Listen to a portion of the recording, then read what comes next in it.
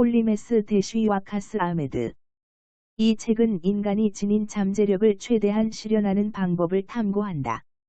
이를 위해서는 인류 역사에 커다란 발자취를 남겼던 폴리메스라는 특별한 종, 스피시즈을 길잡이로 삼아 낡은 생각을 혁신하는 과정이 필요하다. 참고로 폴리메스는 때로 르네상스인으로 잘못 불리기도 한다. 폴리메스는 어떤 사람들인가? 간단하게 정의하면 이렇다. 서로 연관이 없어 보이는 다양한 영역에서 출중한 재능을 발휘하는 사람들. 다능하고 박식한 폴리메스, 팔리메스 란 말 그대로 서로 연관 없어 보이는 분야에서 적어도 세 가지 일을, 팔리는 3개 이상을 의미하므로 출중하게 하는 사람을 말한다. 중요한 사실은 우리의 사고를 개혁하지 않는 한 사피엔스 종은 이 지구에 불필요한 존재로 살다가 곧 사라진다는 사실이다. 세계 곳곳에 존재하는 핵무기며 환경오염 및 경제 위기가 갈수록 심각해진다는 사실은 말할 것도 없고, 기계지능이 탄생하고 이른바 기술적 특이점이 도래하면 세상은 폴리메스가 부흥하는 시대를 목격할 수밖에 없을 것이다. 미래 세계는 복잡다단할 뿐 아니라 지능을 장착한 자동화 기기들이 활약하는 시대이니만큼 다각도로 관찰하고 통합적으로 사고하며 아무나 흉내 내지 못할 독창성을 발휘하는 다재다능한 인종만이 가치를 지니기 때문이다. 그러면 우리는 어떻게 해야 할까? 먼저 역사상 수많은 폴리메스들이 일관되게 보여준 그들의 특성과 방법론들을 채택해 우리도 폴리메스처럼 사고하고 행동할 수 있도록 사고를 개혁해야 한다. 개혁해야 할 현대사회 문제들. 현대사회 시스템, 전문가 위주의 문화, 교과 과정과 교육학, 사회 구조와 제도, 업무 환경, 그리고 전반적인 세계관 자체를 바꿔야 한다.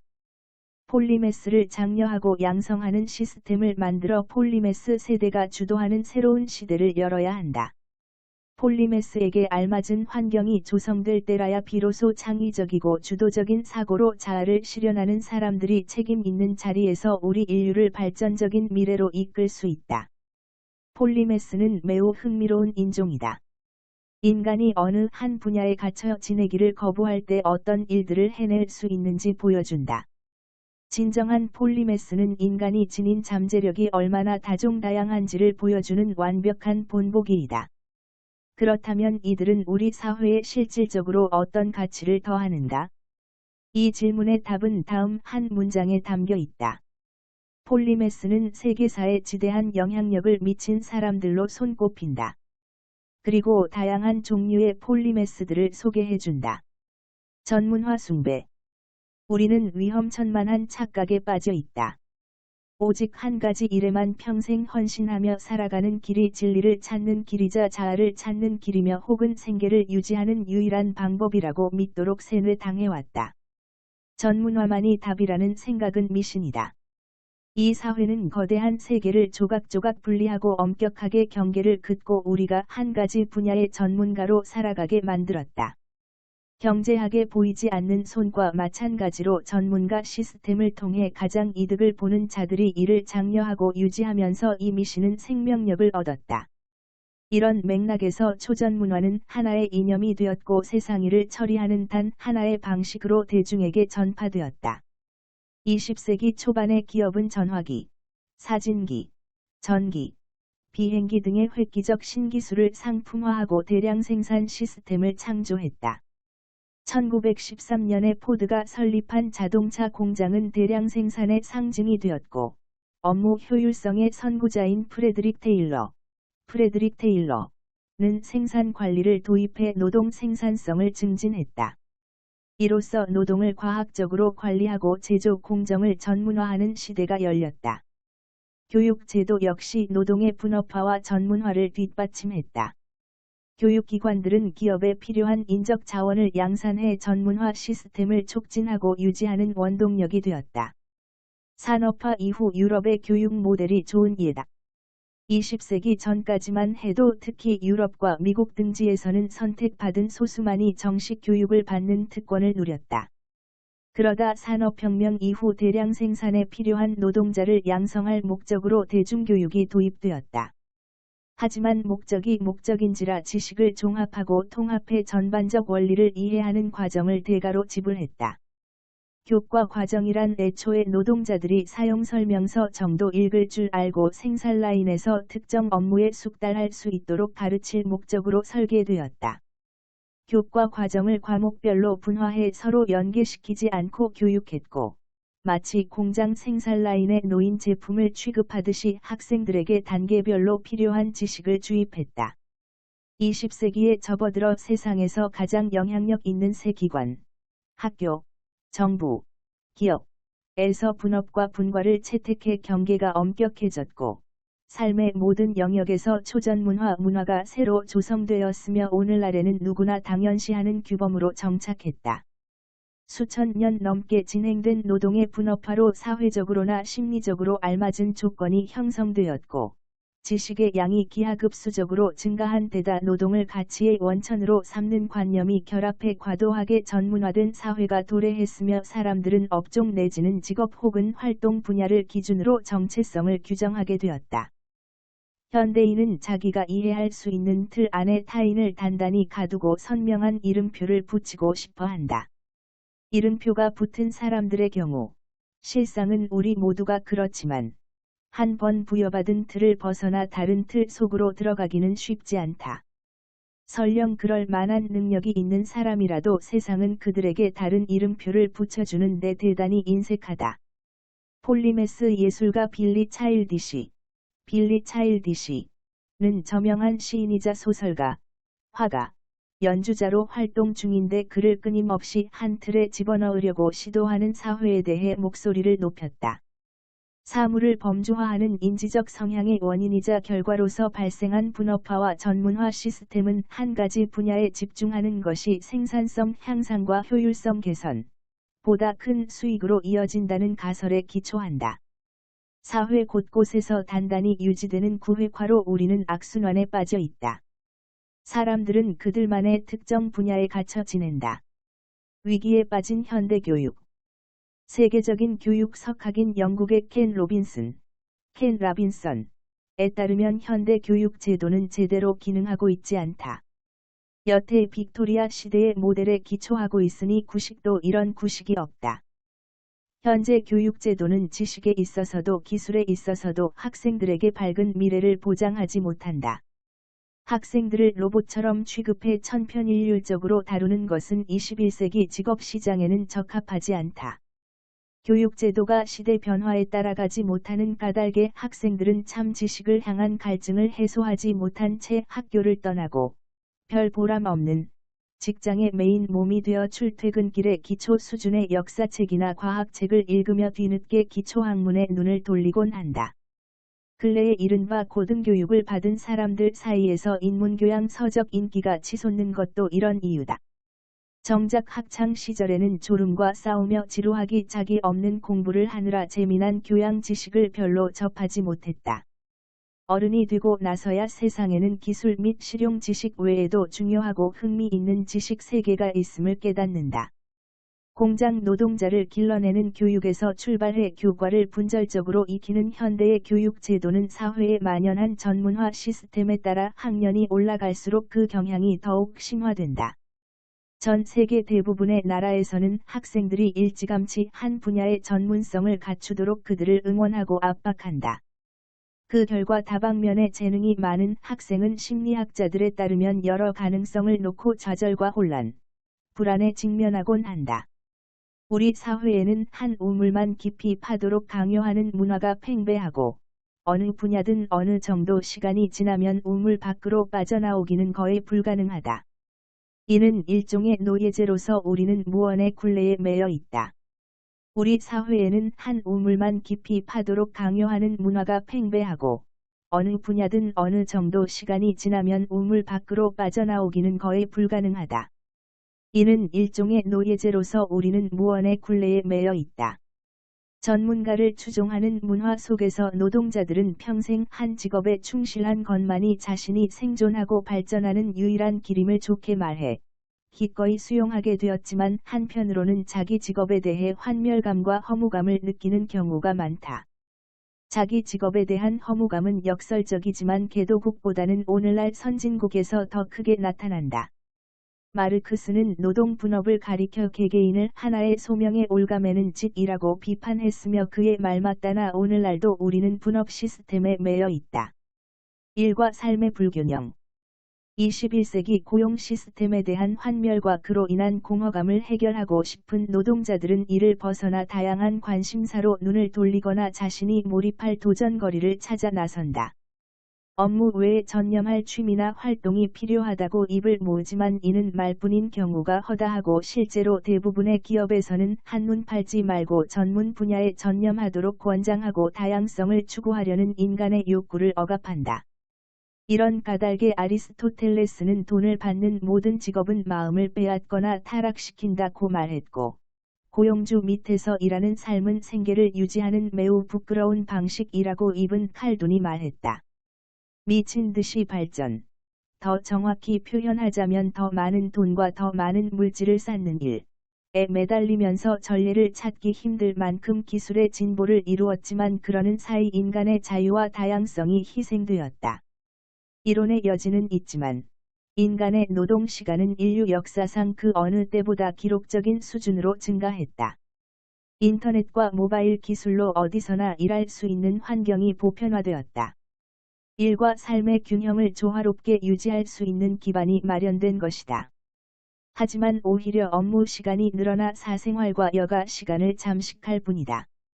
의식주에 필요한 물질은 이미 충족되었지만 여가를 즐기는 시간은 줄고 일하는 시간은 더 늘었다. 오늘날 대부분의 사람은 노동을 다음과 같이 생각한다. 노동은 한 사람이 평생에 걸쳐 대부분의 시간을 투자해야 하는 활동이고, 생존과 부의 축적에 필요한 재정적 보상이 따르는 활동이다. 지금은 이 전제의 의문을 제기할 때이다. 요즘 여러 나라에서는 한 가지 산업에 집중하는 전략이 어리석다는 사실을 깨닫고 국가 차원에서도 산업 다각화 정책을 도입하고 있다. 개인도 이 사실을 깨달아야 한다. 나아가 다방면에 출중한 개인은 사회 전체에 상당한 경제적 이익을 창출할 수 있다. 프린스턴 대학 출신의 경제학자 에드 클레이저는 도시 노동자들의 업무 전문화와 다각화를 비교 연구한 결과 경제 성장을 이끄는 요소는 업무 전문화보다는 다각화라고 결론지었다. 이유는 간단하다. 각 산업 간에 보다 많은 정보와 기술이 유통되어 긍정적 파급 효과를 내기 때문이다. 사업과 기술을 다각화한다는 것은 끊임없이 변하는 경제 상황에 따라 시장 수요에 적절히 대응할 능력을 갖춘다는 의미에서 중요하다. 특히 우리 사회와 교육이 여전히 경제 성장률 중심으로 돌아간다는 점에서 더더욱 그렇다. 평생 직장 개념도 사멸하고 있다. 오늘날처럼 혼란한 노동시장에서는 구직자들이 유연해야 하고 다양한 환경에 적응할 수 있도록 재능을 개발시켜야 한다. 현재 경제에서는 직업 하나만 놓고 계획을 세우면 안 된다. 플랜 B와 플랜 C도 고려해야 하고 심지어 플랜 D도 동시에 고려해야 한다. 전문화 시스템은 우리의 생존에도 위협이 될 뿐 아니라 우리가 지적으로나 영적으로 성장하는 데에도 걸림돌이 된다. 특정한 시각으로만 보는 세상은 좁고 모호하다. 전문화 시스템은 진리를 이해하는 데 반드시 필요한 방법도 아니며 생존을 위해서도 좋은 전략이 아니다. 이는 개인이나 기관, 사회 혹은 인류 전체에 동일하게 적용된다. 간단히 말해, 폴리메스를 길잡이 삼아 정신을 재구성하고 목적의식을 찾지 않는 한 호모 사피엔스는 향후 200년 내에 사라질 위험을 각오해야 한다. 전문화 시스템은 인간의 정신을 좀먹고 인간의 경험을 제약한다. 이 불행한 현실에서 벗어나려면 사고방식을 재구성해야 한다. 우리는 원래의 자아, 즉 잠들어 있는 폴리메스 기질을 찾아 자신을 개발하고 성장시킬 대안을 찾아야 한다. 전문화로 오염된 사회 시스템을 해체하기 위한 첫걸음은 우리 사고방식에 스며든 독소부터 제거하는 일이다. 기술에서 인간을 간단히 앞지를 수 있는 초지능 기계가 등장하는 세상에서 거대한 기계의 부품처럼 한 가지 일만 잘하도록 교육받은 인간은 무슨 가치가 있을까? 1차원적 사고방식에 길들여진 인간은 고도로 복잡한 21세기의 문제들을 어떻게 이해할 수 있을까? 어떻게 하면 우리의 도덕적 판단과 의견 형성에 영향을 미치는 수많은 편견에서 벗어날 수 있을까? 무엇보다 인간은 전인적 자아 실현을 꿈꾸는 존재다. 그렇다면 우리는 어떻게 해야 자신의 다양한 잠재력을 실현할 수 있을까? 이를 위해서 먼저 우리 안에 있는 폴리메스를 재발견해야 한다. 인류가 쌓은 지혜와 현대 인지과학의 성과, 그리고 역사상 존재했던 폴리메스들의 삶과 사상에서 배운 교훈을 종합한다면 우리 안에 있는 폴리메스를 찾는 지도를 그릴 수 있다. 그리고 이 지도에 따라 우리는 사고방식을 재구성하게 된다. 지도를 구성하는 요소는 다음 6가지다. 1. 개성, 자기 자신을 이해하는 능력. 2. 호기심, 경계를 짓지 않고 중단 없이 탐구하는 능력. 3. 지능, 다양한 자질을 배양하고, 연습하고, 최적화하는 능력. 4. 다재다능함, 여러 분야의 지식과 경험을 넘나드는 능력. 5. 창의성, 서로 무관해 보이는 영역들을 연결하고 종합해 창의적 결과물을 도출하는 능력. 6. 통합, 다양한 지식의 갈래들을 통합해 전체를 그리는 능력. 다른 사회를 꿈꾼다. 복잡성 이론가 스콧 페이지, 스카트 페이지, 가 그의 책 다름 더 디프런스에서 자신의 광범위한 연구 결과를 밝힌 바에 따르면 지능지수는 높지만 교류가 별로 없는 사상가들보다는 각자 개성을 살리며 다양한 사람들과 함께 작업하는 사람들이 진보와 혁신을 이루는 경우가 더 많은 것으로 나타났다. 비슷한 생각을 지닌 전문가 집단보다 다양한 관점을 지닌 사람들로 구성된 집단이 더 뛰어난 성과를 낸다는 사실을 입증한 것이다.